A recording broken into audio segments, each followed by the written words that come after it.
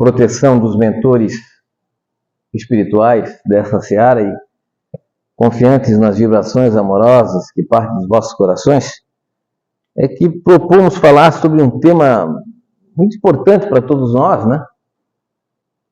E que muitas vezes nos assusta, nos causa dúvidas a este respeito. Primeira pergunta que eu acho que deveríamos fazer, e que todos sabemos, qual é a única coisa certa da vida? A morte. Nós estamos preparados para ela?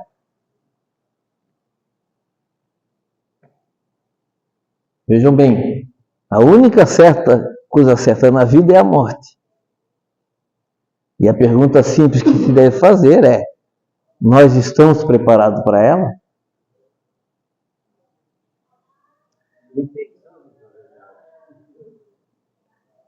Então, como é que nós podemos nos preparar para a morte? Esse é o grande desafio. O primeiro deles, evidentemente, é conhecer como isso se dá, de que maneira isso se dá.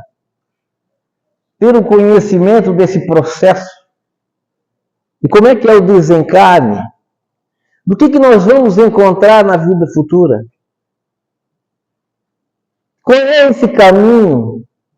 Onde está possivelmente o nosso pai, a nossa mãe, já desencarnado, o nosso avô, os nossos entes queridos que já se foram?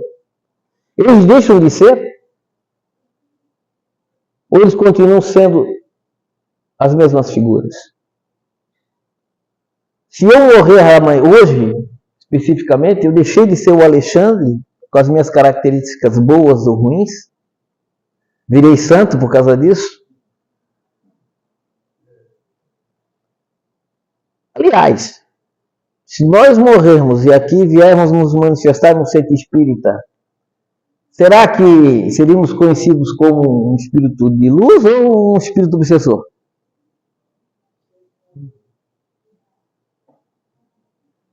Muitos de nós vão dizer: não, Alexandre, eu até sou ruinzinho, mas nem tanto, né? Não sou assim tão ruim, será que não? Porque a vida, meus irmãos, nos coloca muitas vezes problemas e que a gente muitas vezes não entende, não consegue muitas vezes superar. E a gente muitas vezes coloca a visão de um obsessor como um demônio, como uma coisa ruim contra esse obsessor. Na realidade, nada mais do que um irmão nosso. Essa, aliás, é a diferença do estudo da doutrina espírita, em que nós buscamos ajudar tanto a pessoa que é obsediada, quanto o próprio obsessor. Nós queremos ajudar essas duas figuras.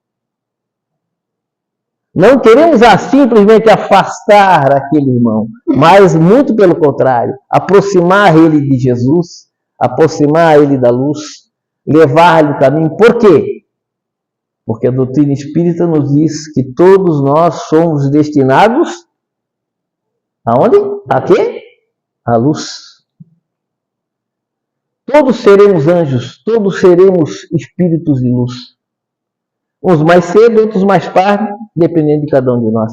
Mas falo que, Alexandre, se eu morresse, eu não ia ser confundido com um demônio, não, ou com um espírito obsessor. Será que não? Será que se o irmão voltasse para casa, e lá chegasse um ladrão adentrasse, e matasse a sua mulher, e matasse o seu filho, e matasse seu cachorro e seu papagaio,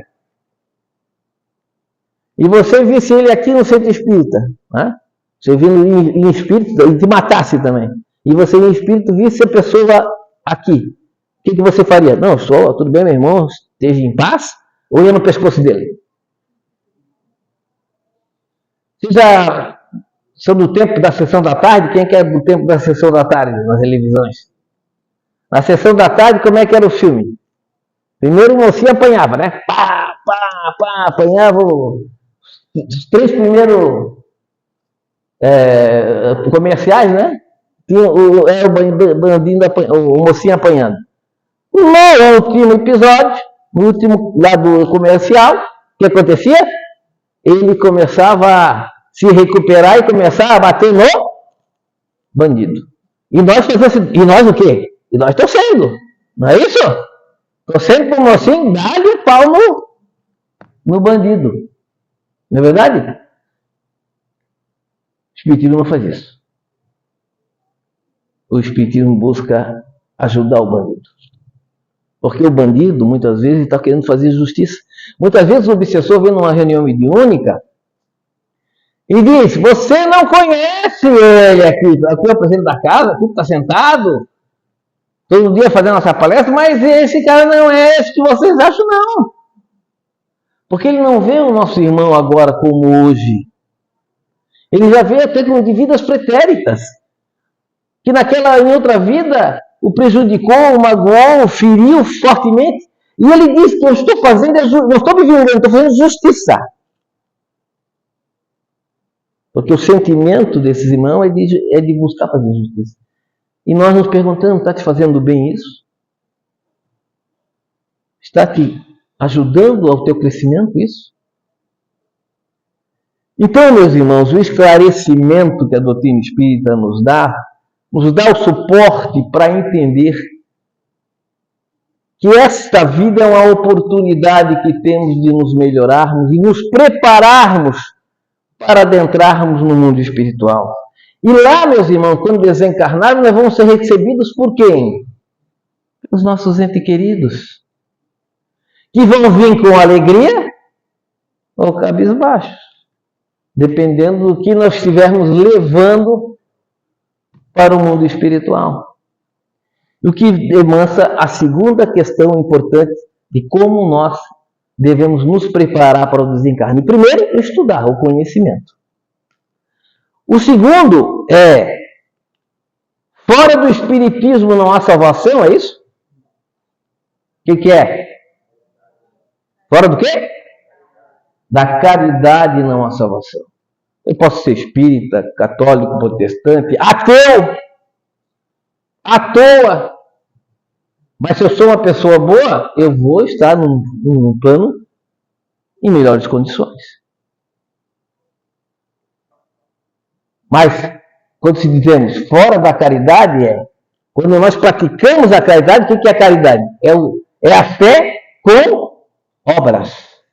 Quando nós agimos, quando nós fazemos ações boas em relação ao próximo, nós conseguimos levar, quando desencarnamos, as mãos cheias daqueles atos que praticamos.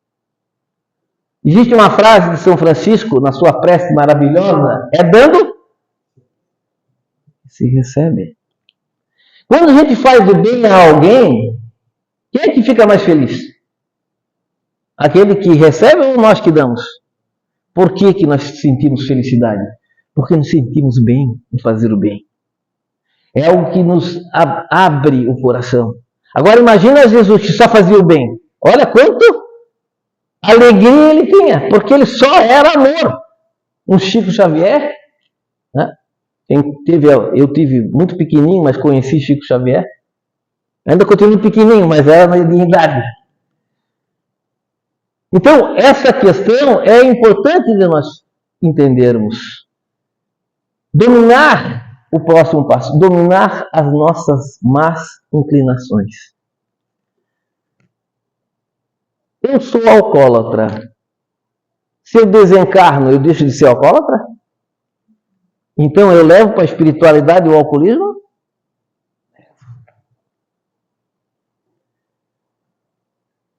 Se eu sou sensualista, eu vou para a espiritualidade com esse mesmo caráter?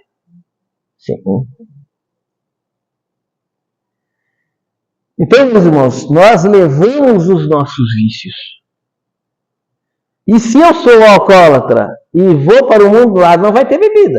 Onde é que eu vou encontrar? Aqui. Onde é que eu vou estar? Nos lugares onde isso é vendido. Então a gente vai muitas vezes ver, tem um amigo meu que bebeu todas, voltou dirigindo para cá e chegou direitinho. Porque quem dirigia para ele é os 3, 4 espíritos. Tudo sugando as energias dele. Mas não querem que ele morra, então ajuda ele a dirigir. Para preservá-lo. Nós queremos isso para nós? Então, meus irmãos, o trabalhar a questão dos nossos vícios. Se nós somos avaros, a questão do dinheiro, é meu, isso aqui é meu, isso aqui é meu, é meu.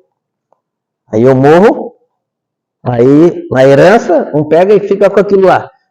O que eu faço lá no escritório? Eu vou atrás. Eu quero isso aqui para mim. Tem uma história que é muito engraçada, do Chico Xavier, um casal que no ambiente da sua casa, na família, né, no ambiente doméstico, muitos problemas estavam acontecendo, muitos problemas graves e tal, e eles foram no Chico. Chico, o que a gente pode fazer? E o Chico disse, faz 1 ano de evangelho no lar toda semana. Faz o evangelho no lar toda semana. Daqui a 1 ano certinho, uma coisa maravilhosa vai acontecer para vocês. Beleza, né? O casal então começou a fazer lá o evangelho todo lá, onde que fosse no sábado, todo sábado, fazia religiosamente ali o seu evangelho lá. Passou 1 ano, quando era o último dia do ano, né, que para fechar o ciclo, eles fizeram o evangelho, ficaram esperando para a coisa maravilhosa acontecer, né? Será que vai acontecer essa coisa maravilhosa? Olharam para um lado, para o outro, ficando mais um pouco, dormindo 10 horas, nada de coisa maravilhosa. Aí foram dormir. Quando acordaram, o que eles viram? Roubaram a casa deles. E levaram a joia de família. Poxa, Chico falou isso. Aí foram no Chico, né? Mas Chico, você disse que é uma coisa maravilhosa aconteceu, nos roubaram. E Chico, roubaram o quê, meu irmão? Uma joia. Pois é. Essa é a coisa maravilhosa. Nessa joia tinha vários espíritos em torno dessa joia pela ganância. Eles ficavam envoltos ali, segurando aquela joia, e estava dentro da casa de vocês. Agora vai estar na casa do ladrão. A coisa maravilhosa é essa. Mas o que, na realidade, temos que entender é a dominação das nossas más inclinações faz com que nós possamos desencarnar libertos dessas questões. Para que a gente possa viver no mundo espiritual. Trabalhar no mundo espiritual, porque ninguém descansa. Morreu, descansou. Não descansa, não. Muito trabalho.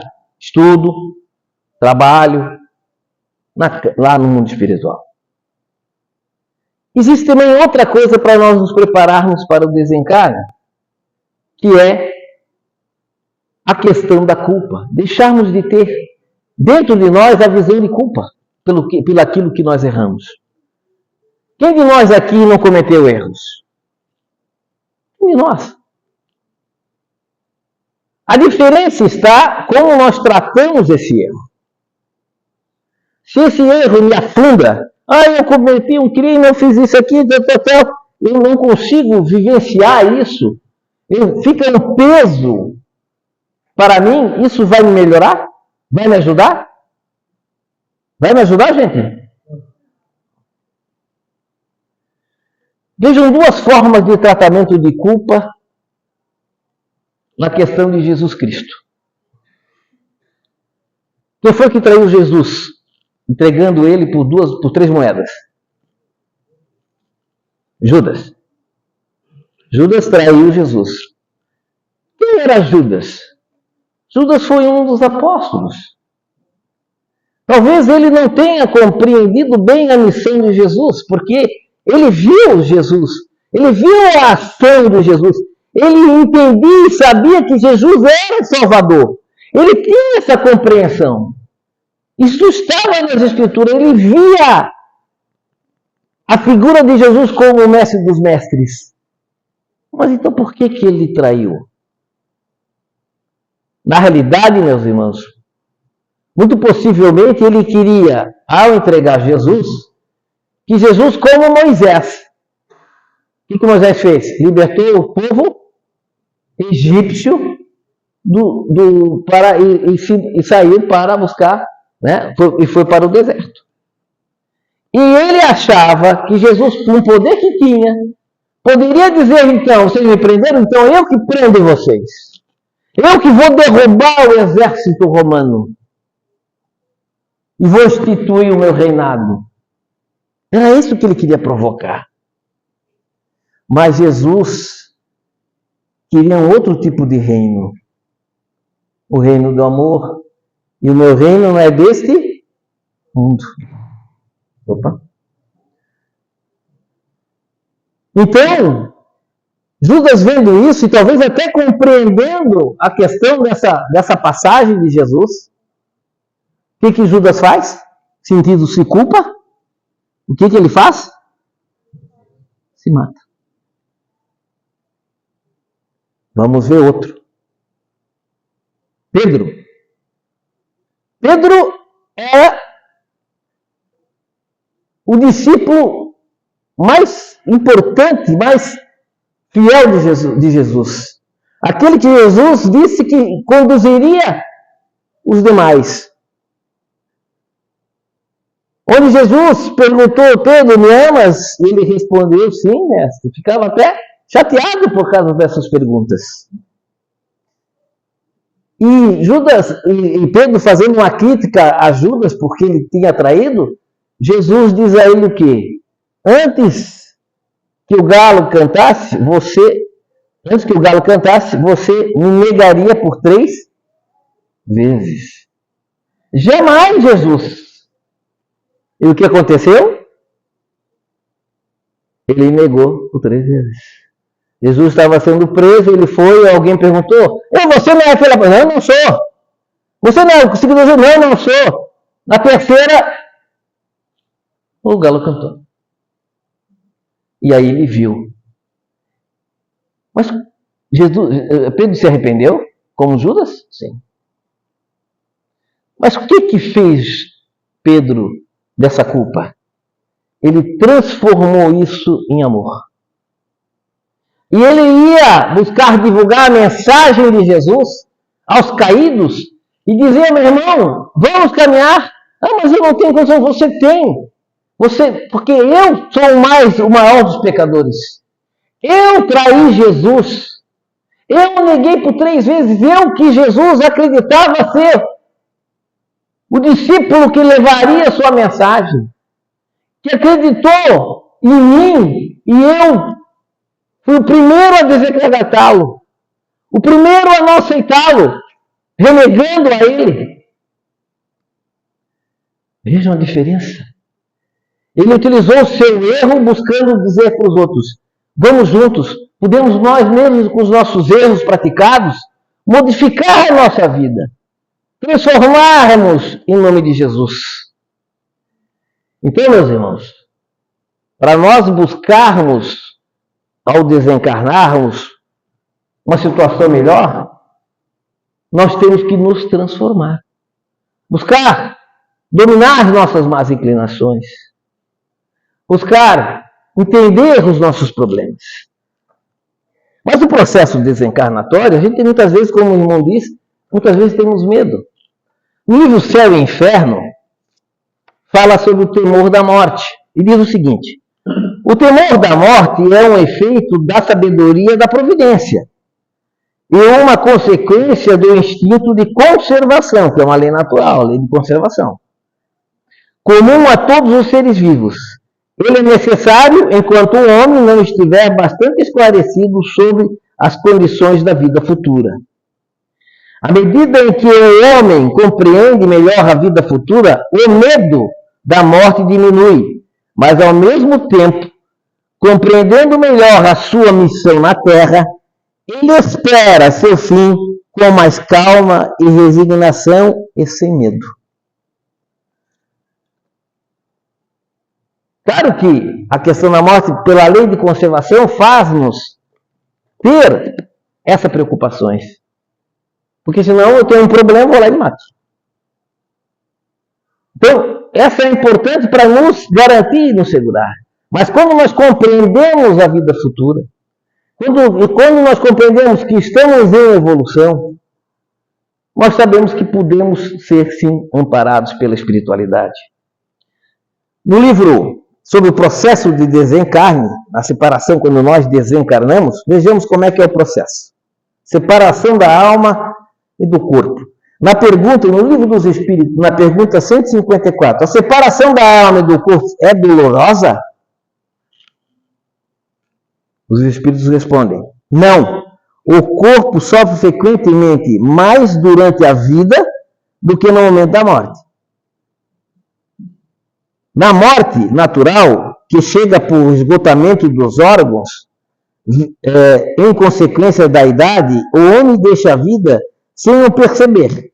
É uma lâmpada que se apaga por falta de alimentação. Na pergunta 155.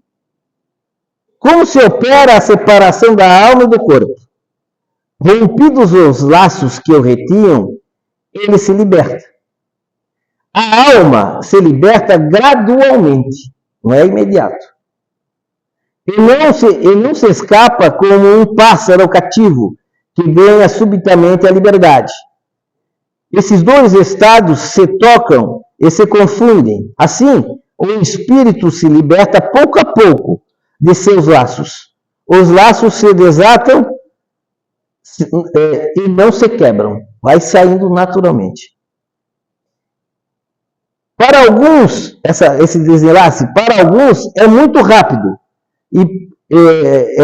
Para alguns é muito rápido. E pode-se dizer que o momento da morte é aquele do desligamento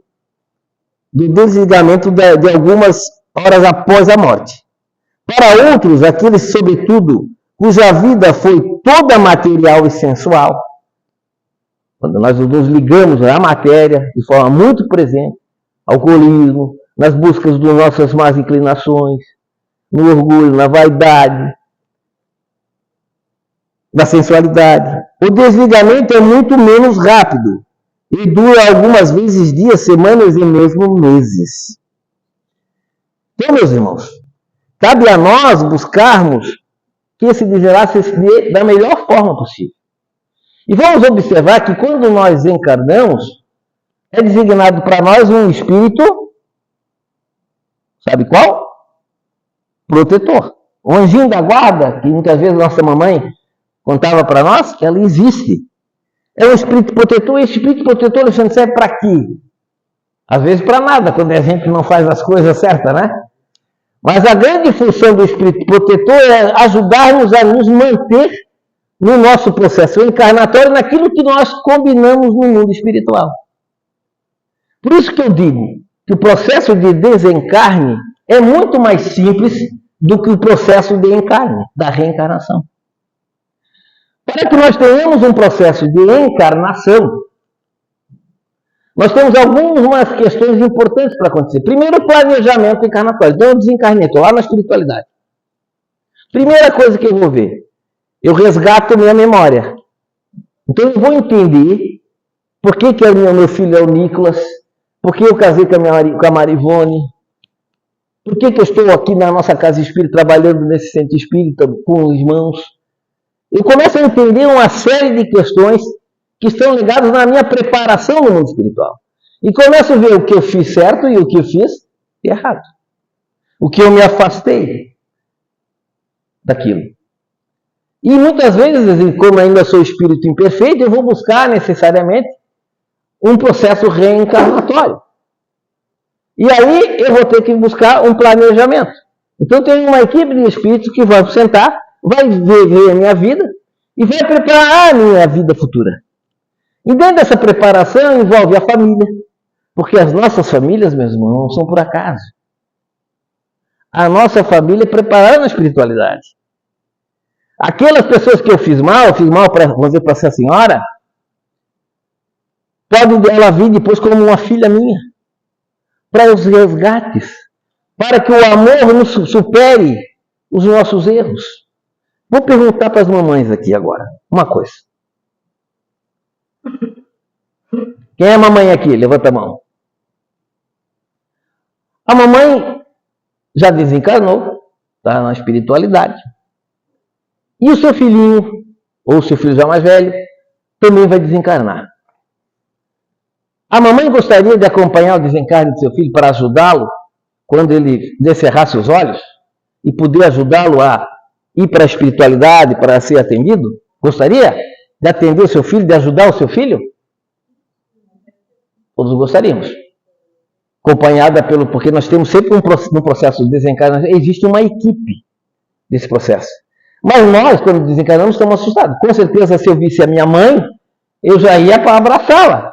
E com mais tranquilidade, eu seria suscetível à ajuda, a receber ajuda. Então, essa mamãe gostaria de ajudar a que seu filho pudesse ser recepcionado por ela, para que ela pudesse expressar a ele o amor e pode dizer: venha com segurança, meu filho. Ok? Isso seria verdadeiro? Agora, a pergunta que eu te faço: como nós voltamos para o mundo espiritual, nós vamos voltar à nossa memória. E se eu descubro, se a mamãe descobre que aquele filho que ela tanto ama, que ela quer proteger, que ela quer ajudar, em vidas pretéritas a magoou, a feriu, a matou, mudaria alguma coisa dela querer ajudar o seu filho? Por que não mudaria? Ela continuaria querendo ajudar o seu filho. Por quê? Porque ela já ama o seu filho. Veja a beleza do processo encarnatório e do esquecimento do passado. Ela lutará ferrenhamente por aquele que em vida pretérita a ofendeu, a magoou, a machucou, porque agora o amor está dentro do seu coração por aquele ente. Essa é a beleza do processo reencarnatório. E nesse planejamento que eu estarei fazendo no mundo espiritual, para buscar uma família, etc, etc, eu escolhi um casal. Daqui o casal lá, escolhi aquele casal para encarnar. Mas eu sou obrigado, vamos dizer que em vidas pretéritas, vamos lembrar do livro Missionários da Luz, no capítulo 13, fala sobre reencarnação de Sigismundo. Em vida pretérita, o casal, eu matei o marido dela para me casar com ela e ficar com ela. Aí, fomos para a espiritualidade, buscamos, a espiritualidade nos reuniu para que nós nos desculpássemos. E aí se resolveu o quê? O casal voltaria, reencarnaria, iam se casar e eu seria o filho. Para que nós pudéssemos, então, transformar o ódio ou o rancor em amor. O casal reencarna. Está encarnado. Aí, como é que dá o processo? Definido as minhas estratégias, nós vamos me aproximar do casal para o encarne. Quando eu me aproximo, o casal se sente repelido, porque existe um ódio. O marido já não aceita mentalmente, ele não sabe por quê, mas não aceita. E é importante o casal aceitar por questões magnéticas de eu poder encarnar com tranquilidade, entrar no processo de encarne. Então, o que a espiritualidade faz? Busca eles no sono para nos reunir novamente, buscar discutir novamente, chorar novamente, entender o processo e voltar para acordar com a proposição: vamos ter esse filho. Aí, estou me preparando para encarnar.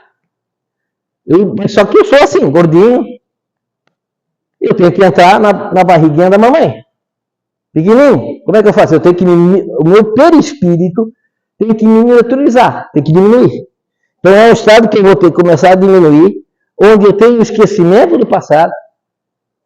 Aí eu vou encarnar. Tem todo o processo de espiritualidade numa equipe, ajudando para a mamãe, porque existe algum ódio, um rancor ainda, então a mamãe sente, às vezes, alguma repulsa, alguma coisa nesse sentido, ou o pai. Busca-se a harmonização, continua buscando essa harmonização, aí eu encarno. E esse processo da encarnação, sabe qual é o processo? O processo encarnatório dura, para a espiritualidade, processo de reencarnação, até os 7 anos de idade. Existe uma proteção do mundo espiritual. Olha como é complexo. Então, muitas vezes, os espíritos têm medo de encarnar. Não é nós de desencarnar, é eles de encarnar. Porque eles pensam assim, eu sento com ele, eu vou fazer isso, vou melhorar nisso, vou acertar com o casal, vou ficar com eles. Aí chega na hora e diz, ai meu Deus, estou com medo. Eu não vou me lembrar de nada, porque agora eu lembrando, sabendo que eu errei com ela, com ele, coisa, eu estou beleza. Mas eu não vou lembrar nada? Não vai lembrar. E muitas vezes o que a gente acontece? Comete os mesmos erros. Por isso existe o Espírito Protetor que busca, nós saímos do caminho, meu caminho é esse aqui, aí eu vou para cá. Aí o Espírito Protetor me ajuda, vai para cá. Aí eu volto para cá. Aí eu vou para lá. Aí o Espírito me ajuda, volto para cá. E assim vai. Chega um dado momento, o Espírito Protetor, coitado, está caído lá no chão, lá, que nós nem aguenta mais de tempo de trabalho. Então, meus irmãos, esse processo encarnatório é um processo complexo, difícil, mas lindo e maravilhoso. Quando nós vamos no nosso desenlace, Jesus nos fala, né, no capítulo 2 do Evangelho segundo o Espiritismo, que fala, não, meu reino não é deste mundo. Então Pilatos, tendo entrado de novo no palácio, e feito vir a Jesus, a sua presença, perguntou-lhe, és rei dos judeus? Respondeu-lhe Jesus, meu reino não é deste mundo. Se o meu reino fosse deste mundo, a minha gente houvera combatido para impedir que eu caísse nas mãos dos judeus. Mas o meu reino ainda não é aqui. Disse então Pilatos, és pois rei? Jesus lhe respondeu, tu dizes, sou rei. Não nasci e não vim a este mundo senão para dar testemunho da verdade. Aquele que pertence à verdade, escuta a minha voz. Em João, capítulo 18, versículos 33 a 37. Então Jesus nos fala sobre esse novo reino. Que os judeus, eles acreditavam em Deus e no céu. Só que eles não tinham noções de como é que seria isso. Eles acreditavam mais de que se eles seguissem as leis de Deus, de Moisés, eles eram beneficiados aqui na terra, com bens, com riqueza, com satisfação. Né? Então eles esperavam mais uma recompensa terrena. E Jesus vem dizer que essa recompensa não era terrena. E por isso que Jesus buscou alertar essa questão do meu reino neste mundo e também buscou dizer que viria o Consolador para falar tudo o que ele disse e muito mais. E esse Consolador prometido é a doutrina espírita, que busca esclarecer muitas coisas que Jesus não pôde dizer na época. Vamos dar um exemplo. Se eu pego e faço... Jesus, né, ele curava, como é que ele curava? Ele impunha as mãos dele. E ele dizia para o irmão, ó meu irmão, eu estou transmitindo uma energia fluídica que está atingindo o teu corpo perispiritual, não o teu corpo físico, o teu corpo perispiritual, ou corpo bioplasmático, que a ciência os diz que é dessa forma, e atingindo as células maçãs, essas células maçãs, elas se recuperam no perispírito e vão recuperar no corpo físico. Entendeu o processo da tua cura? O que a pessoa dizer? O que é fluido? O que é energia? Nós estamos há 2000 anos atrás. Não tem palavras para isso. Não tem palavras para essa situação. Então, na realidade, o passe que Jesus dava é essa energia magnética. Imagina a energia magnética de Jesus, né? E do mundo espiritual, ele causava não milagres, mas leis naturais. Porque Jesus não fez milagres. Por que Jesus não fez milagres? Porque se Jesus fizesse milagre, ele seria uma derrogação da lei natural. Se houve uma derrogação de uma lei natural para ele, por que não tem uma derrogação da lei natural para mim? Deus seria imperfeito, porque quando Deus faz as leis perfeitas. Para todos. Então, qual existe a diferença? Porque esse princípio da cura, ela se dá de duas formas. A energia que Jesus dava, mas também o mérito da pessoa. A tua fé o curou. Quando nós nos propomos, vamos lembrar aquela cura temporária dos leprosos que Jesus curou. Vários leprosos vieram a ele e ele os curou. E ele começou a chorar depois disso. E Pedro pergunta, mas Jesus, você curou os leprosos? Por que você está chorando? Porque apenas um não vai voltar a ser leproso. E os outros receberam a benesse, a energia e continuaram as suas vidas. Então, meus irmãos, se nós queremos resultados diferentes da nossa vida, nós também temos que ter ações diferentes. Por isso que eu sempre dizemos aqui na Casa Espírita que não é o Espiritismo que cura, é nós que nos curamos. O Espiritismo nos busca ajudar, nos busca orientar, nos busca acolher aqui na casa, seja no atendimento fraterno, nas energias que buscamos dar através do passe.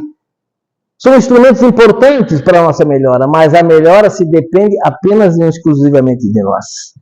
Para encerrando, no livro, da Revista Espírita do Espiritismo de janeiro de 2025, O que existe além da vida, nos fala sobre as cidades espirituais. Nós conhecemos uma mais famosa delas, que é o nosso lar. Né? E lá, no nosso lar, existem parques, existem várias questões, áreas e tal. E o que é uma cidade espiritual? Uma cidade espiritual é uma cidade onde se reúnem espíritos desencarnados, que estão na reticidade, ou seja, que voltarão a encarnar, que são cidades transitórias.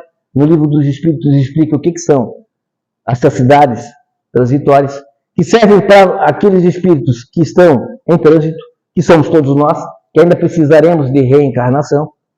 E nessas cidades espirituais tem 4 funções. A primeira delas é estudar. Nós continuaremos estudando. Então, o Alexandre Abreu, que hoje tem conhecimento, vai ter mais conhecimento na espiritualidade. Eu vou poder, de repente, ir lá pesquisar sobre a vida de Jesus. Vou poder ver com mais precisão o que efetivamente aconteceu. Também ali vai buscar a questão da cura.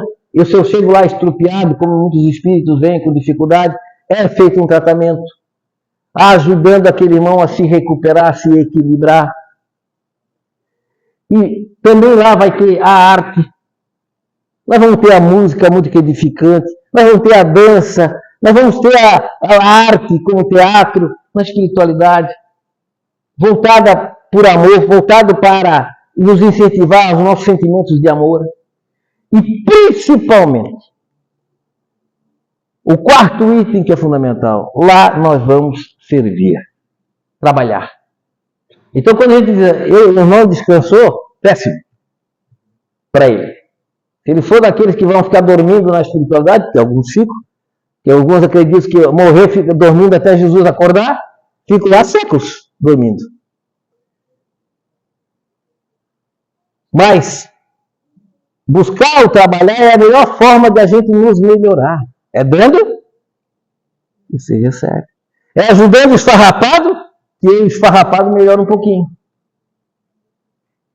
Então, o servir é algo importante dentro do mundo espiritual para que eu possa ir aprendendo e me preparando para o processo reencarnatório com mais qualidade, vindo com mais força, com mais função e com uma torcida que vocês não imaginam do irmão que vai ajudar no planejamento. Ele vai estar torcendo por nós, meu Deus, que meu super caminho aí certo. Aí tu dá uma desviada e ele fica, ai Jesus, vamos rezar para ver se meu irmão ali dá uma recuperada.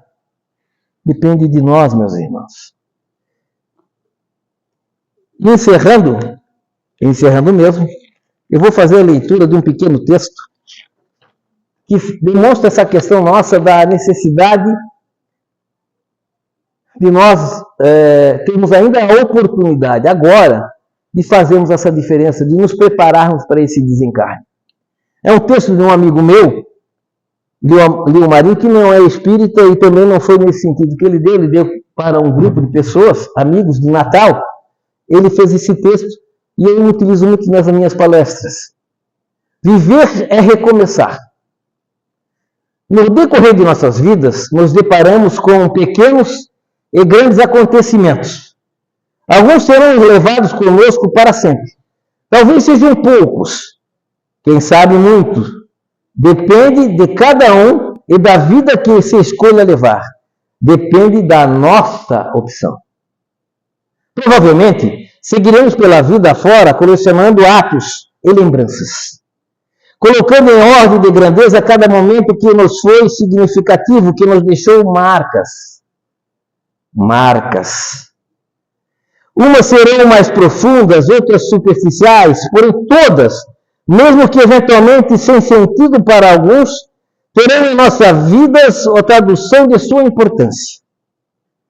Pode ser uma música, quem sabe um livro, talvez uma poesia, uma carta, um Natal, uma viagem, uma frase que alguém tenha nos dito no momento certo.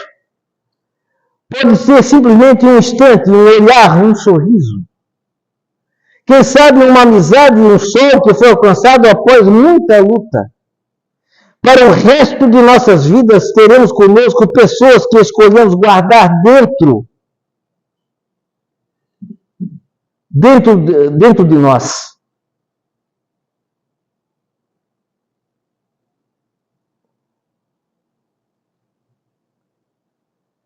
Umas porque nos dedicaram um carinho enorme, outras porque em algum momento foram exemplo de que precisávamos, e outras ainda porque mesmo que nos magoando profundamente, fizeram-nos buscar no sofrimento algum aprendizado.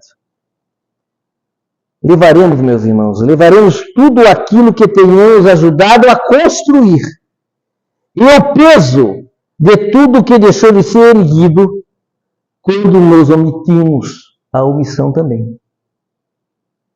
Por isso, encerrando, por isso há que se pensar sempre no hoje, como uma constante oportunidade de recomeço, onde todo o resto de nossas vidas ainda está em nossas mãos. Que a paz de Jesus esteja e permaneça conosco.